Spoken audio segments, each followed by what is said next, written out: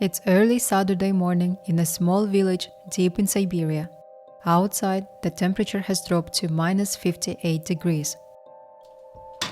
Alina wakes up early because the house is getting cold.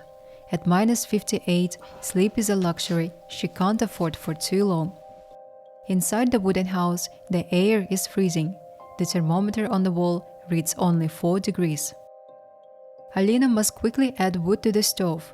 If the fire weakens, the house begins to freeze.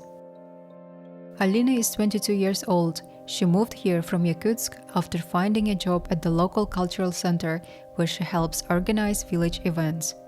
She had been looking for work, but finding a job in the city can be very competitive. In remote villages, positions can come with better pay and even housing to encourage young people to move. That's why Alina now lives here alone. In a place where temperatures can fall to minus 70 degrees, living alone as a woman is not easy and not always safe. Everything depends on the wood-burning stove, which must be kept burning all the time. The stove heats water that flows through pipes and radiators. If the temperature drops too low, the water can freeze, expand, and cracks the pipes. If the pipes break, the heating system has to be drained before it can be repaired. But if the water inside has already frozen solid, it's almost impossible to drain it properly. Without heat, the house can freeze even more. So people are forced to leave their homes and wait until summer, when temperatures rise enough to allow proper repairs. That's why keeping the stove burning and the house warm is so important.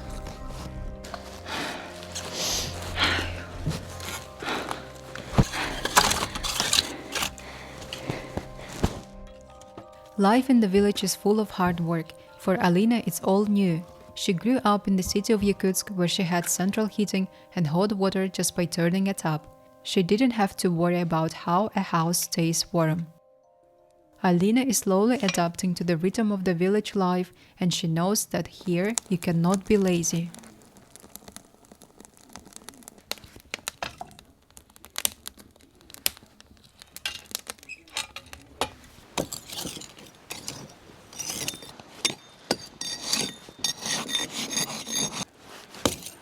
Since there is no centralized water system in the village, Alina does not have running water. Instead, she has ice blocks stacked outside. In remote settlements like this, installing and maintaining insulated heated pipes is expensive and difficult in extreme temperatures. Getting ice from the frozen river is a very heavy and difficult job. This is where the community comes together. In the village, neighbors always help each other. There are local men who go to the river to cut the thick ice into large blocks. They make sure to share these blocks with elderly people and a woman like Alina, who cannot go to the river and get the heavy ice by themselves. This kindness is what makes life possible here.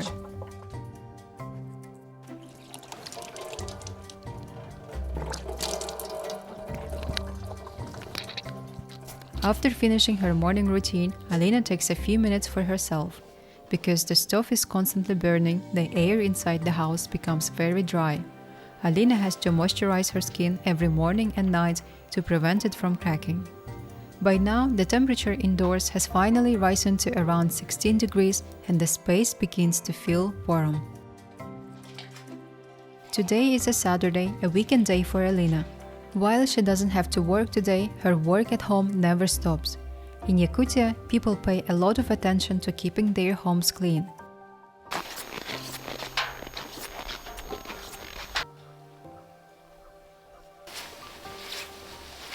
Alina takes the sofa covers outside in the freezing air. She doesn't have a vacuum cleaner, so she uses a stick to beat the fabric.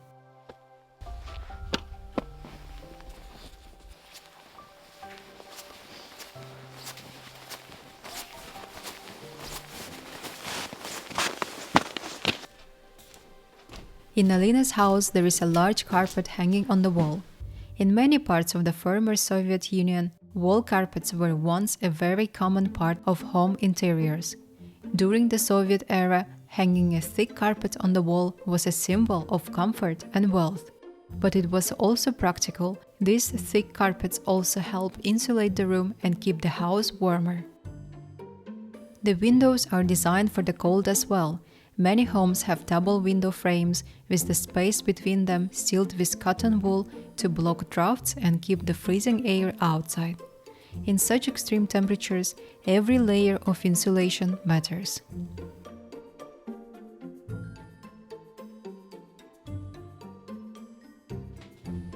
Once the house is clean and the morning chores are done, Alina's first priority is the stove again. The fire has already burned through the first few logs. To keep a wooden house at a stable, warm temperature, she cannot let the flames get low.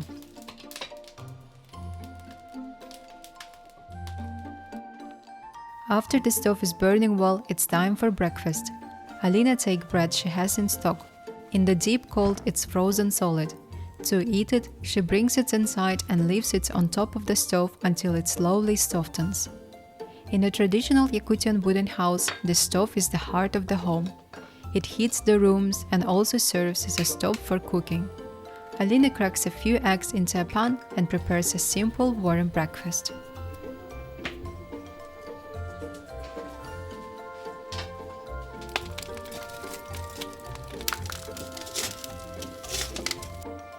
Finally, breakfast is ready. Even after being near the heat, the bread is still difficult to chop, and Alina has to use a heavy knife with a lot of force.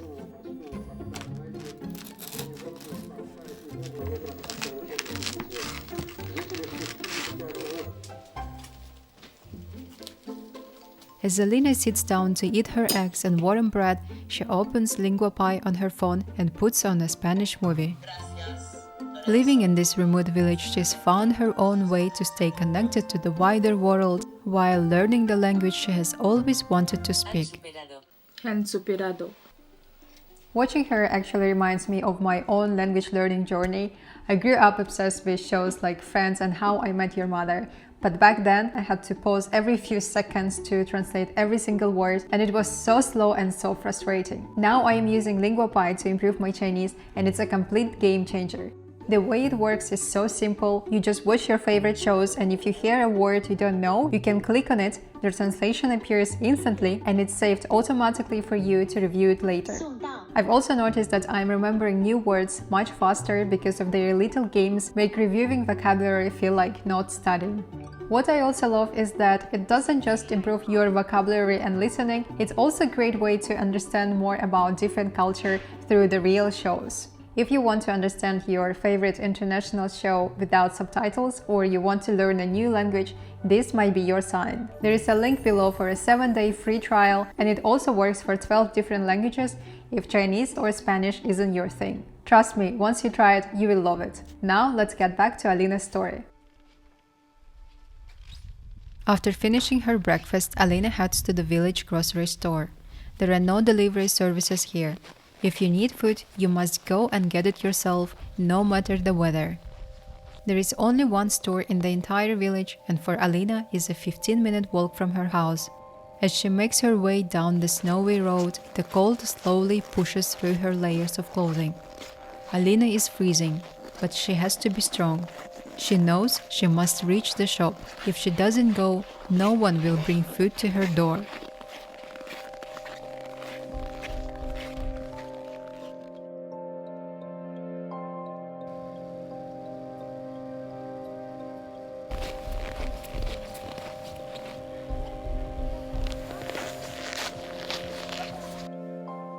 Inside, Alina buys the basics for the next few days. She spends about $40. Fresh produce is rare here. Fruits and vegetables are expensive because they must be flown in or transported over seasonal ice routes. Instead, most people rely on frozen, canned, and long-lasting foods, staples that can survive the extreme cold.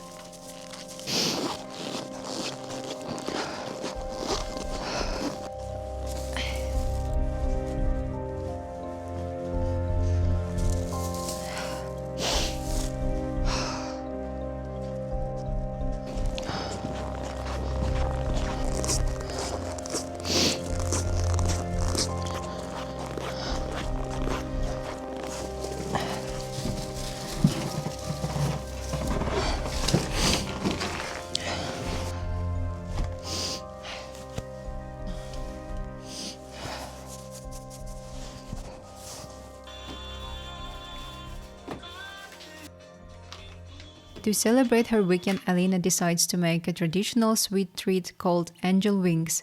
The crispy pastry is perfect for a cold day because it's high in energy and goes perfectly with hot tea. She mixes eggs with milk and adds a generous amount of condensed milk. After stirring everything together, she gradually adds flour, forming a firm, smooth dough.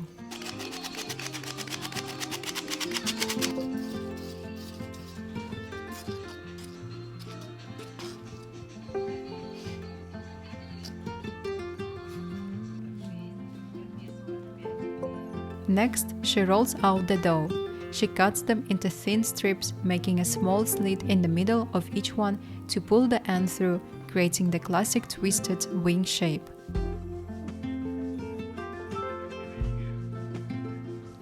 Since she has no electric stove, she uses the heat from the wood-burning stove to warm up the sunflower oil in a deep pan. One by one, she drops the pastries into the bubbling oil. They sizzle and puff up instantly, turning a beautiful golden brown. The house starts to smell wonderful, a mix of sweet dough and warm oil. In the middle of the frozen Siberian village, these small angel wings brings a sense of comfort and joy to Alina's quiet Saturday afternoon.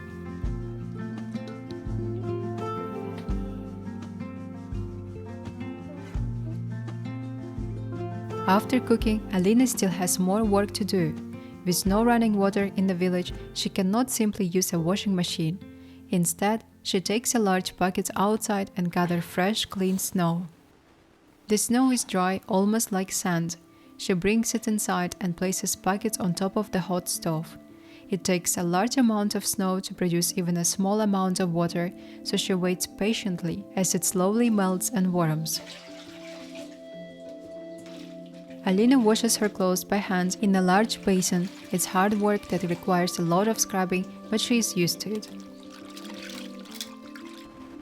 Once the clothes are clean, she does something that might seem strange to people living in warm climates. She takes the wet laundry outside. Even though it's far below freezing, Alina hangs her clothes on the line in the open air. In Yakutia, the moisture in the clothes freezes instantly, turning fabric into stiff, icy boards. Alina loves drying her clothes outside because of their unique smell, a scent of pure Arctic air that no laundry detergents can match.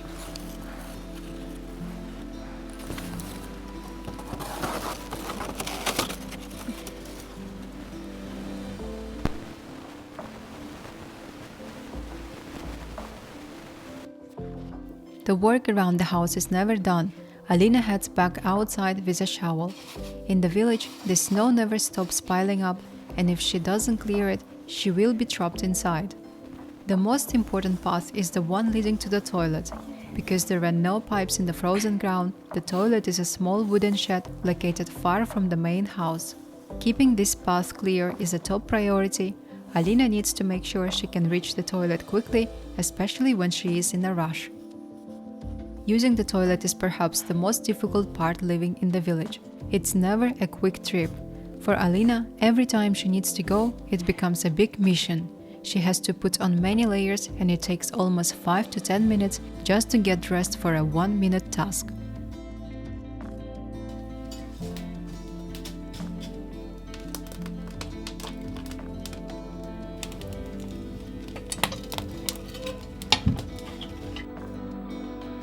By the time she returns to the warmth of her house, Alina can finally rest and watch a local TV show. She sits down with a cup of hot tea and the pastry she made earlier. Her body is tired from the shoveling and the cold, but she feels a quiet sense of happiness. Here, surrounded by silence, snow and open sky, Alina has found a rare sense of calm. The work is constant, yet the rhythm of the village brings her peace, a kind she never felt in the city.